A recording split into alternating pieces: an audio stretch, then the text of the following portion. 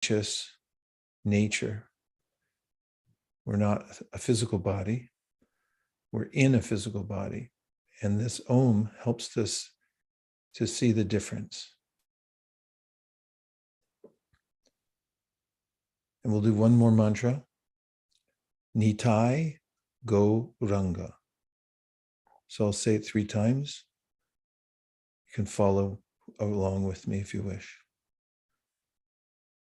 Nitai Go Ranga. Nitai Go Ranga.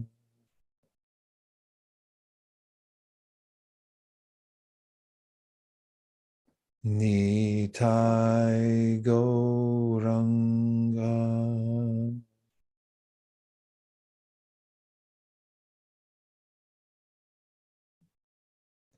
And just see if the vibration has touched any part of your body. You can feel it reverberating. And bring your awareness back to your breath. Then rub your palms together to get some external energy. And open your eyes. Come back into the Zoom room.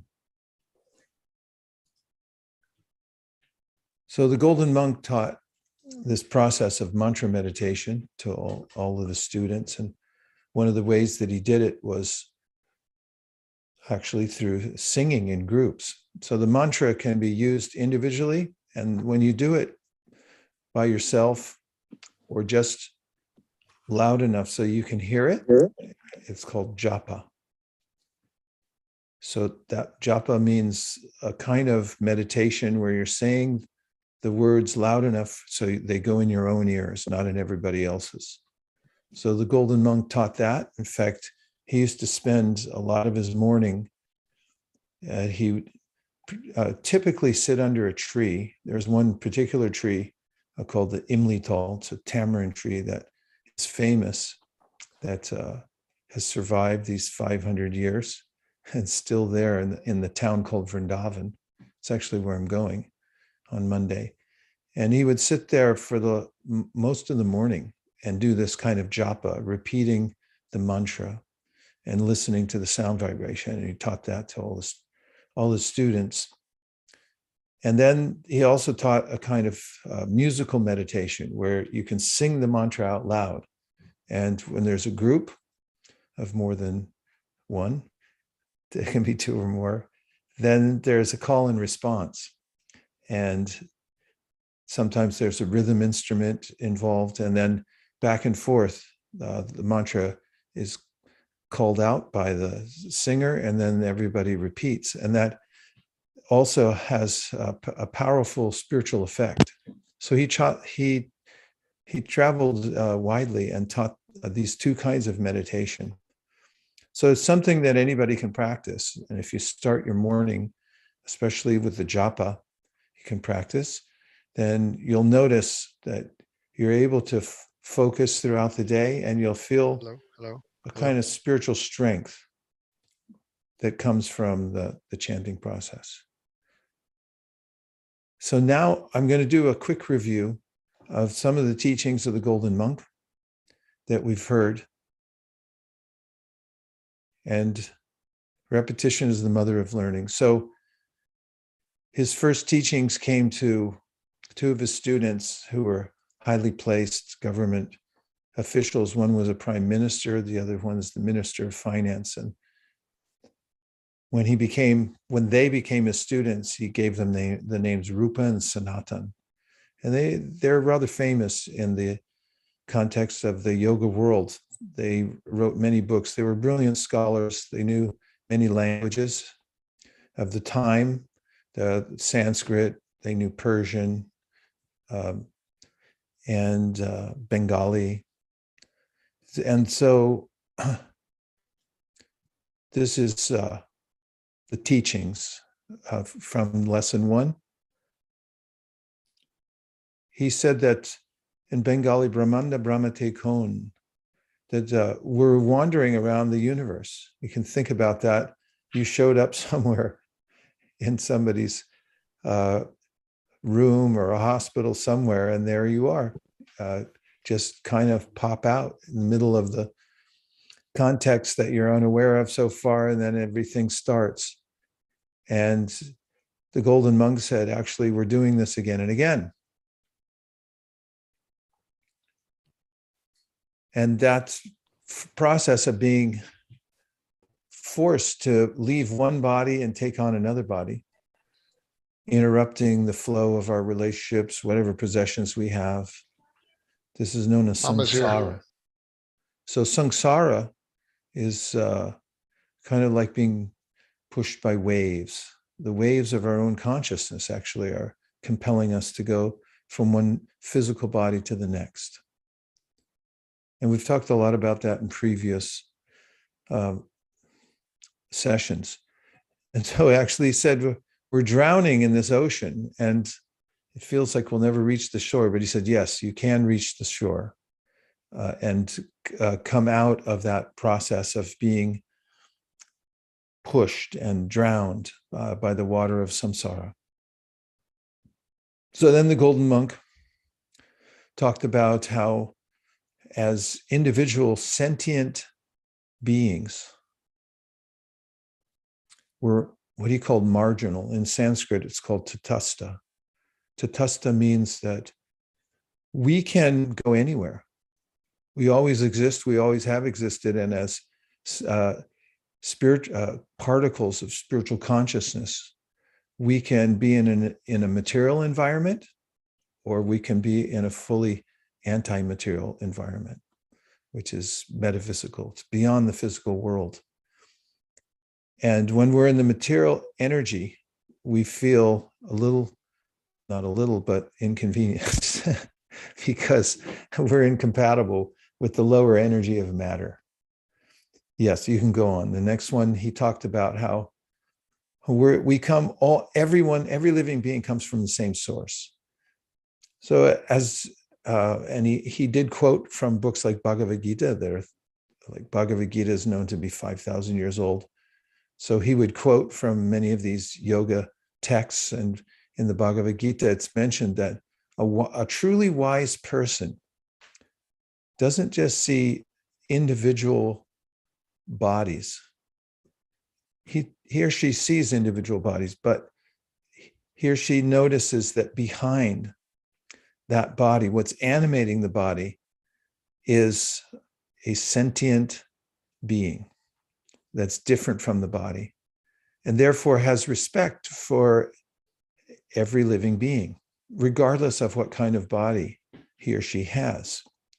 So that abiding respect is only possible when one understands what animates the body, because bodies are all different. And in case you hadn't noticed, people fight over all the differences.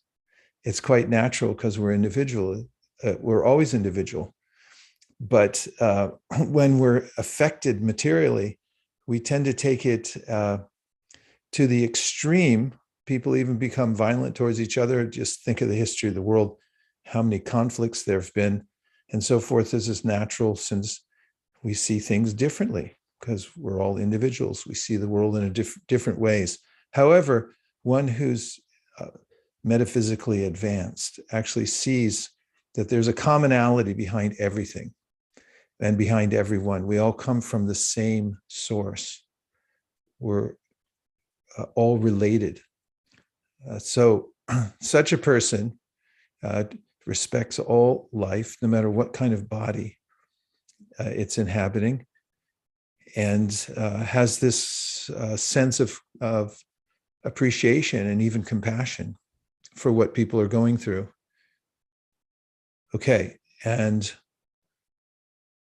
he did the golden monk about two worlds, material and spiritual, or say physical and metaphysical, I think are better words even. Meta means beyond. So there's something beyond the physical world. And he was quoting from many of these ancient yoga texts. For instance, in the Bhagavad Gita, the most famous yoga text, Krishna talks about the material energies: earth, water, fire, air, ether, mind, intelligence, and ego. These are the gross and subtle material or physical elements. But then he said, beyond these, there is a sentient particle, metaphysical entity who inhabits and animates the various bodies that we see. That's why they have impetus to grow. A vine grows up, it grabs on, it keeps going. It definitely has ambition. All life has desire and ambition. And that's what's animating the physical world. Matter itself doesn't organize itself. But when life comes into matter, then it becomes organized. When the spiritual particle, the metaphysical particle, leaves the physical body becomes disorganized. Immediately, it starts to fall apart. As long as we're in it, there's this sense of organization in the body. All the organs are working. So this world that we see is a reflection of the spiritual world. Keep going. And we're incompatible with the physical world in the sense that it doesn't match our sensibilities, and it's constantly giving us some kind of frustration.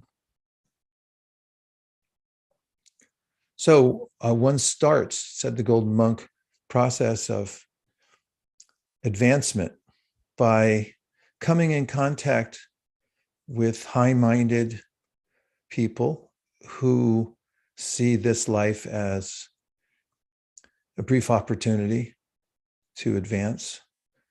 And by the association of such a person or persons, then there's this desire that awakens in the heart. This he called the seed of bhakti. Bhakti means this natural tendency we have to see beyond just the material and to be connected to a higher reality. And then he said, once you have that in your heart, that seed starts to grow, then you water it. And he compared the practice of bhakti, the daily practice, to watering that seed so it'll grow. He also talked about the need to defend your creeper because, as every gardener knows, there are predatory animals, and just by mistake, even your own gardener might not recognize it and step on it. So you have to be careful when you have seedlings because they're vulnerable. And he talked about ways in which we have to put up some safeguards to protect our growing creeper.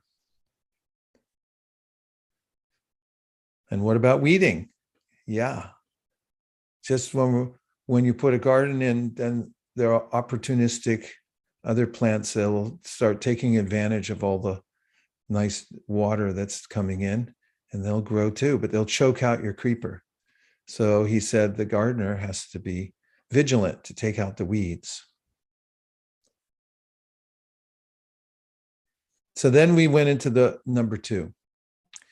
And as the Golden Monk was teaching his student Rupa, he said, this devotional service, which he called bhakti, is translated in English as devotional service, means we're all doing something, but to use your current senses for spiritual service, to reach the metaphysical plane, is the practice of bhakti. And he said that once you enter into that, it's not like the ocean of samsara, it's like an ocean of happiness. And he said there's no measuring its length or breadth. But he said he'll try through his teachings to give a taste. And he said if you can taste one drop, then you'll understand what is the constitution of the ocean. And with those who take up the process of devotional service, they'll notice that they'll get a drop at some point. And once they have a drop, then they say, okay, where's the rest of it? I want the whole jar now. I don't want just a drop. So that's available, said the Golden Monk, but first try to get a drop.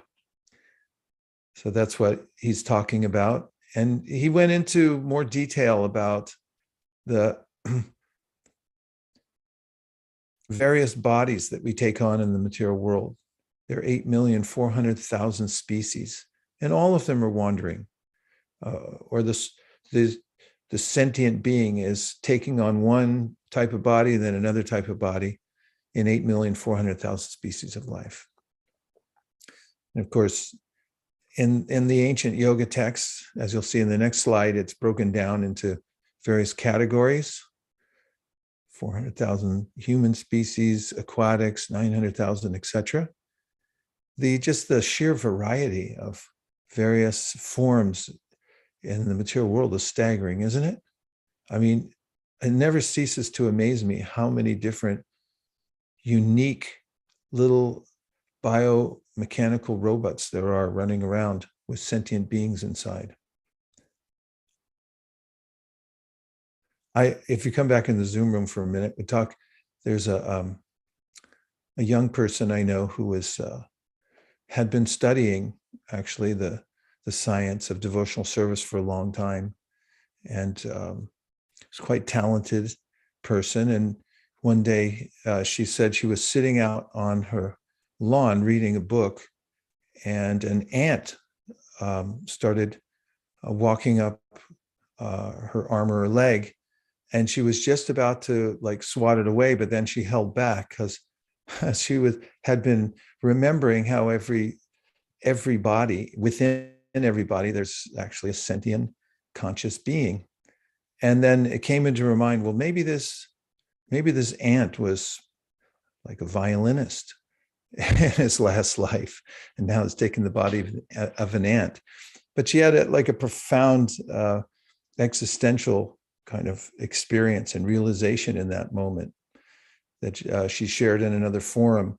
And those who are practicing this kind of awareness of life become appreciative of what's really going on. And we can notice, I notice this all the time when I look at animals. I love animals, and just watching them, just like from the vantage point of my home here in Burlingame, I can look out and I see all kinds of migratory birds flying over. Migratory or not, sometimes crows who live in the area and have their own society. And I see them flying straight across the sky. And then I'm in wonderment about, where are you going? How do you know where to go? And there's a universal intelligence, and it's informing each one of these, still talking about the teachings of the Golden Monk in line with those, that is informing every sentient being. So we can notice that going on with us too. Who's informing us? Where is it coming from? So it's not random, but it's actually, there's a kind of connection between all of us on various levels. Let me just take a short break here because I'd like to hear any of the thoughts any of you have or reflections. Thanks, Linda. She's wishing me safe travels, and I deeply appreciate that. What about the teachings of the Golden Monk have you taken in that's a sound relevant to your life or interesting, or have sparked some thought process for you? I think that all of you are becoming experts in the lessons taught by the Golden Monk, because now we're reviewing it for the third or fourth time. Yes. Who's that? Gopi. Oh, Gopi, please go ahead. Yeah. Gopi's an author and great speaker in his own right. Please go ahead. Thank you. Yeah. So in a time like this, there's been the last couple of years, there's been a lot of stress and people are anxious and worried and things like that. And in that context in particular, everyone is facing it at some level, isolation and things.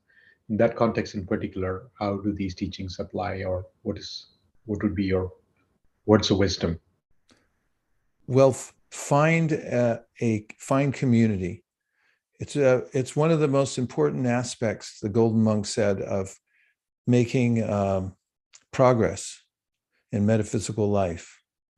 And I'm deliberately using that word metaphysical because it kind of, when we say spiritual, then it's a kind of a loaded word. So don't mind if I try this out during the session. But he said association. In fact, there's a verse that he quoted, Sadhu Sangha, Sarva Shastra Koi, Lavamatra Sadhu Sangha, Sarva Siddhi Hoy. That's Bengali.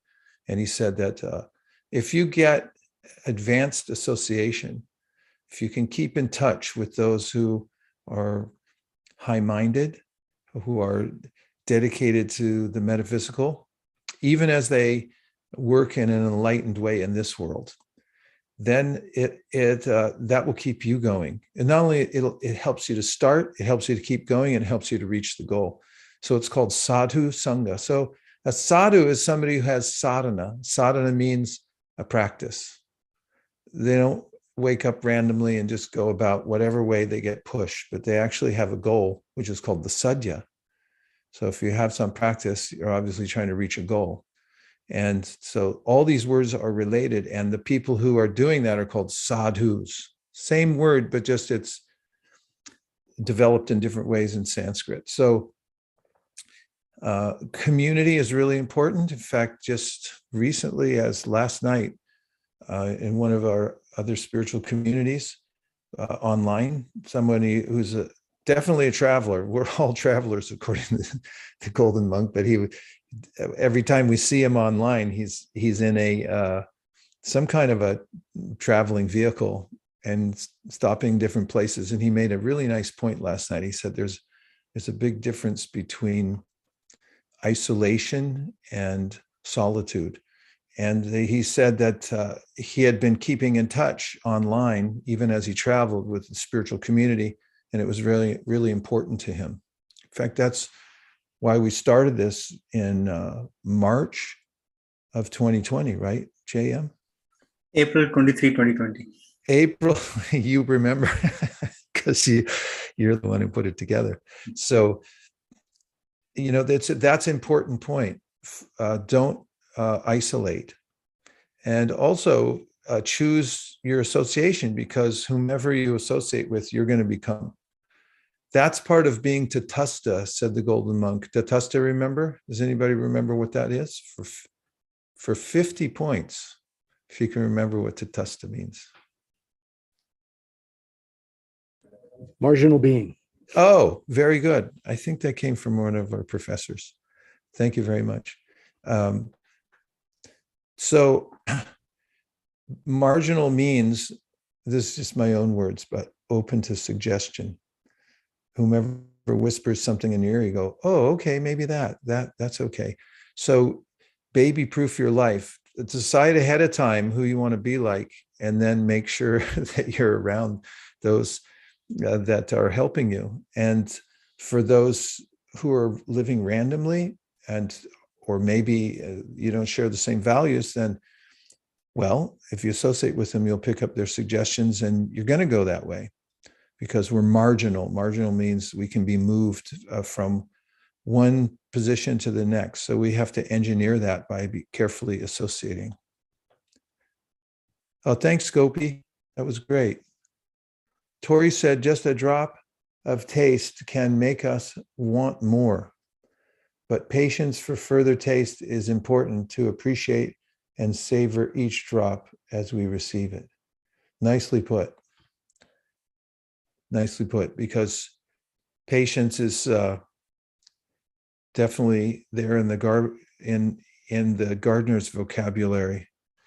You plant an avocado tree, you're not going to get avocados the first year, or the second probably, or the third or fourth. You have to wait sometimes for some trees to produce fruit for 7 years.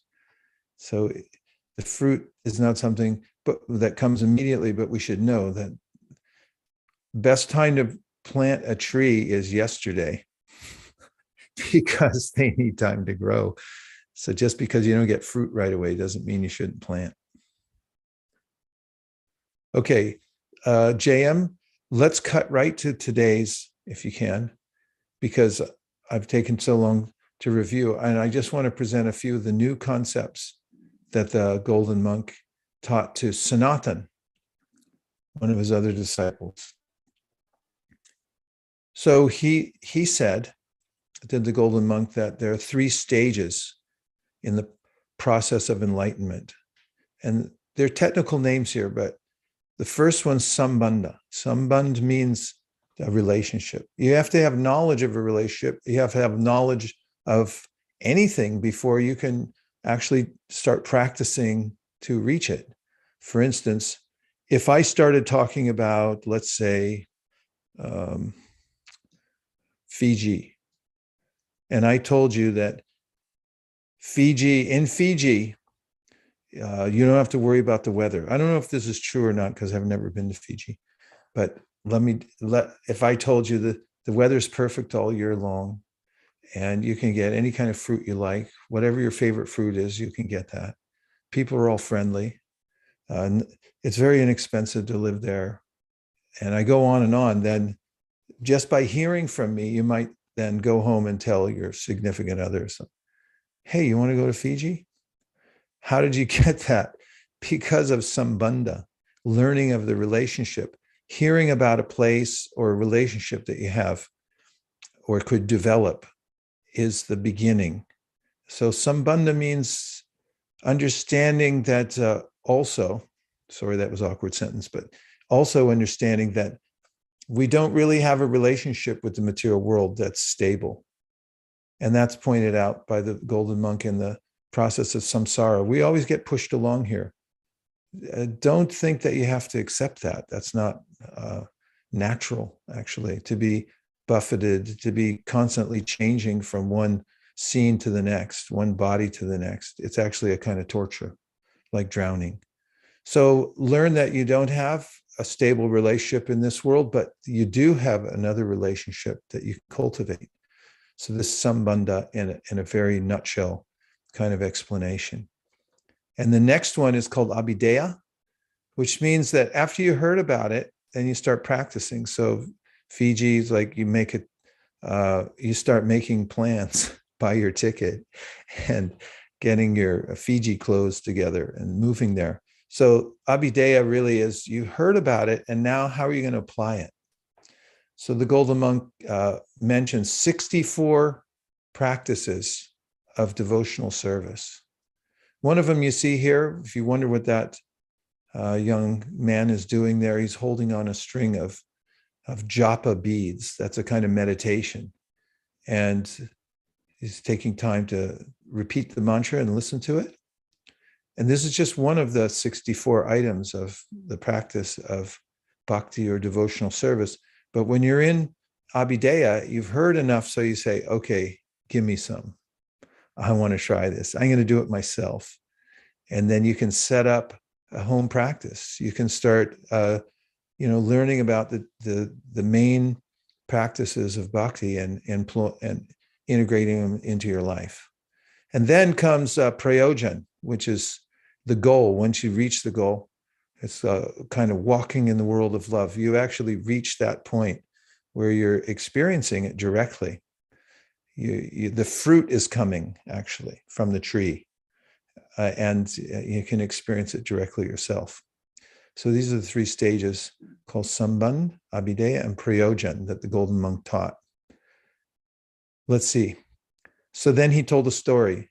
He told this story to Sanatan, his student. So the story, he said, I've always loved this story. He said, okay, once there was a very poor man, and he was suffering because he had no prospect in life and felt really left out. And before I go on, I want to hear from Charles.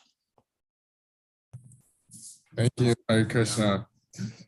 So my question is, I have a question about, how long or how old is the process of chanting, and how did the golden monk, how did he get the realization to start chanting as well?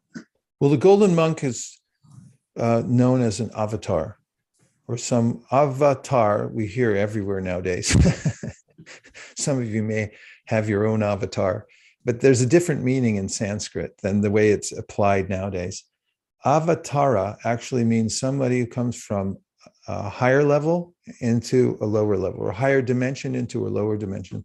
So an avatar is not an ordinary person, but somebody who's actually empowered to help other people rise up.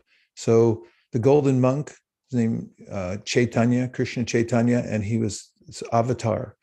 So he was like an empowered entity to pass on what's called the Yuga Dharma. So according to the ancient teachings of the Vedas, there are these time periods in the universe, just like in a normal year.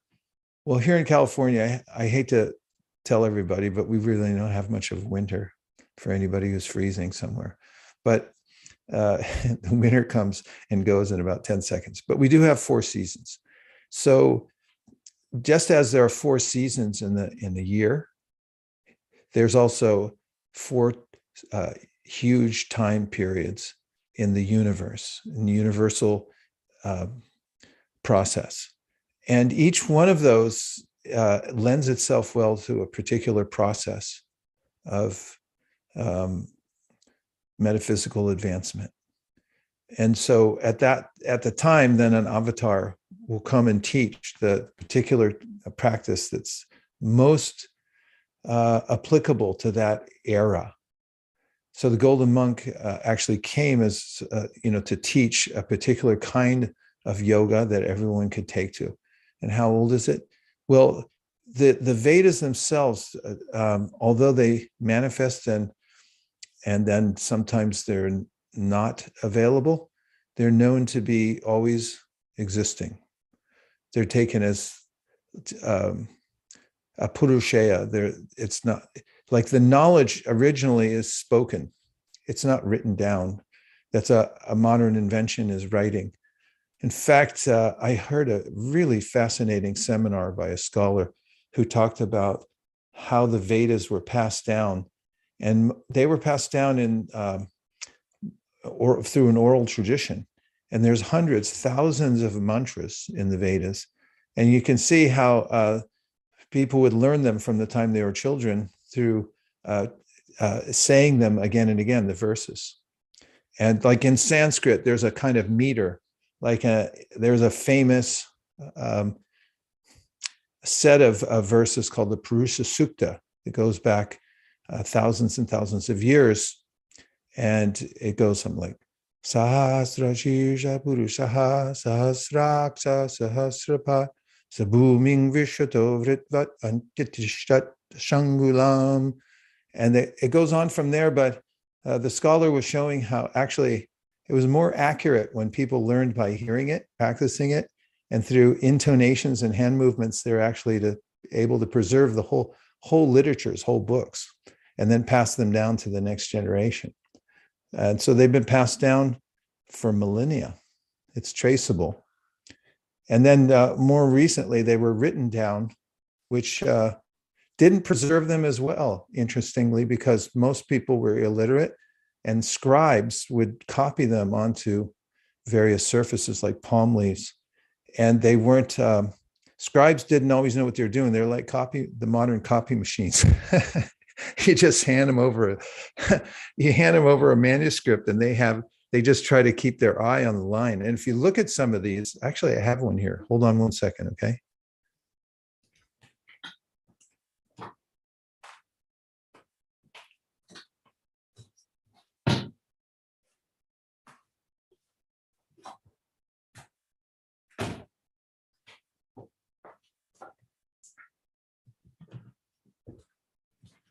Sorry for the delay, everybody, but this might be worth it. This is the show and tell part of our hour. Yes, this is wrapped up in some cloth. Somebody gave me this many years ago. I keep it in my bookshelf. But this is an example of one of the ancient, as we say, scrolls. But you'll see that it's bound. What's inside here is a stack of palm leaves. And then you open it. This is the ancient book. You open it like that. It's wrapped in string. And then each one of the palm leaves has handwritten verses on it. Now I'm going to try to get it close enough so you can, and so it'll focus, my camera will focus. Can you see the lines there, how small they are? Yes. Yes. Can you read it? No. Okay. Well, this is the first iteration of books, all written by hand.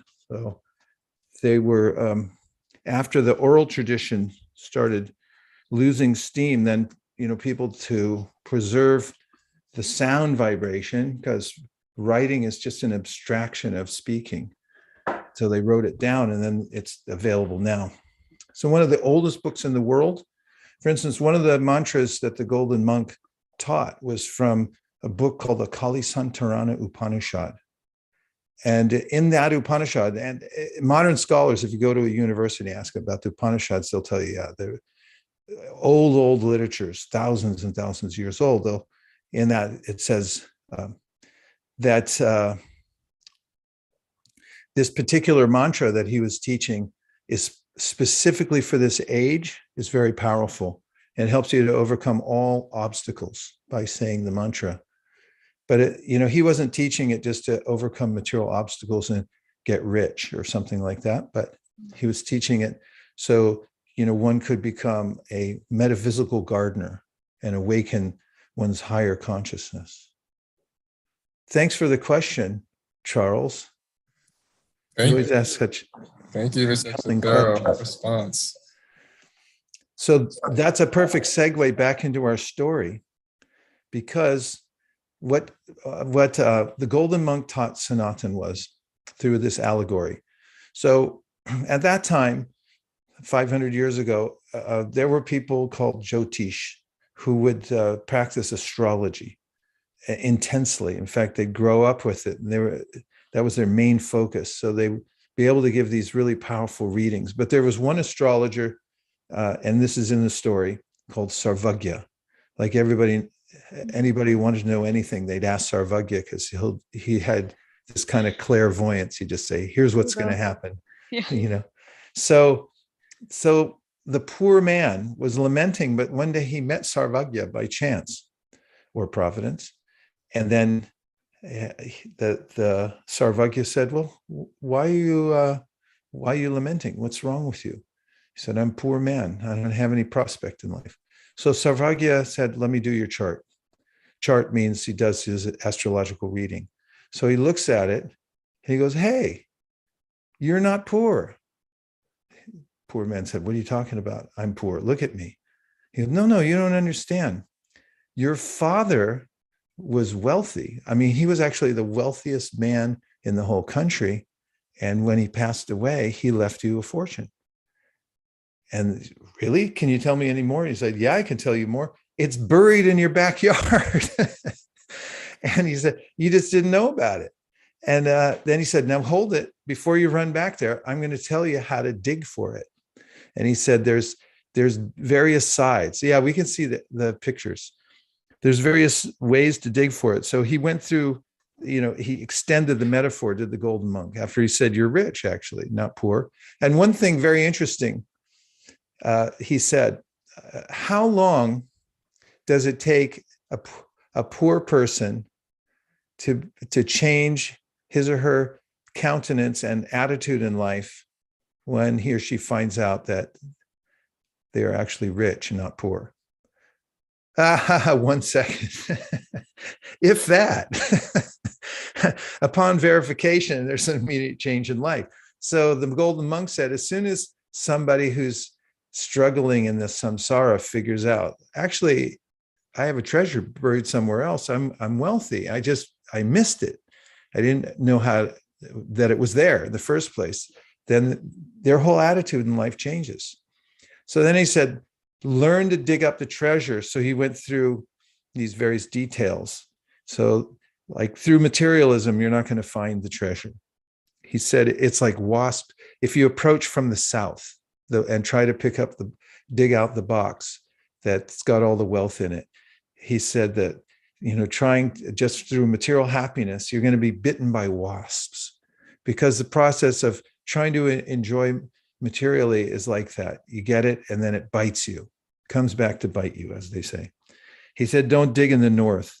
There's this idea of trying to give up one's personality and become one with the metaphysical. And he said, that's like a snake being swallowed by a python. Don't do that. And then the West, for like scientific speculation to try to find out some formula that describes all of life. He said, don't do that either. He said, that's like being haunted by a ghost, that it'll just cause mental disturbance, trying to figure it out by yourself. He said, go to the East side, and that's Bhakti. And in the Bhakti side, if you practice that, if you make that your abhideya or your practice, he said, then you can dig up the treasure and you'll be happy and you'll be rich. So he said, nobody's poor. You're actually all rich. It's just that you didn't know it was there and you didn't know how to dig for it. So now you can get it. So he compared these ancient wisdom literatures like this to be like a treasure map. And it kind of comes along and it says, okay, look, you're not your material physical body. You're actually something else. And then, somebody reads that and goes, hey, wait a minute. What if that's true? And then, their whole countenance changes and their track in life changes. Okay, Jay, I better leave a few minutes because you wanted to show a video.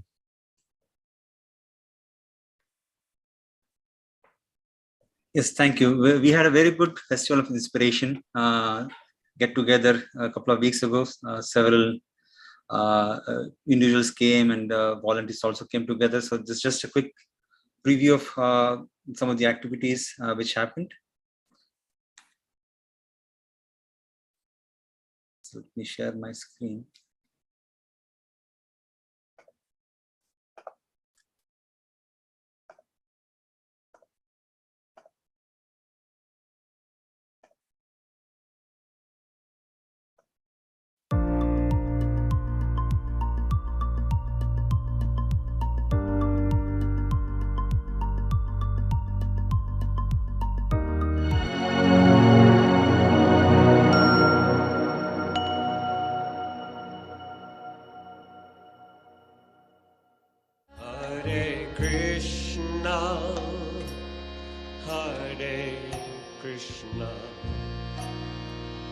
Krishna Krishna Hare Hare Hare Rama Hare Rama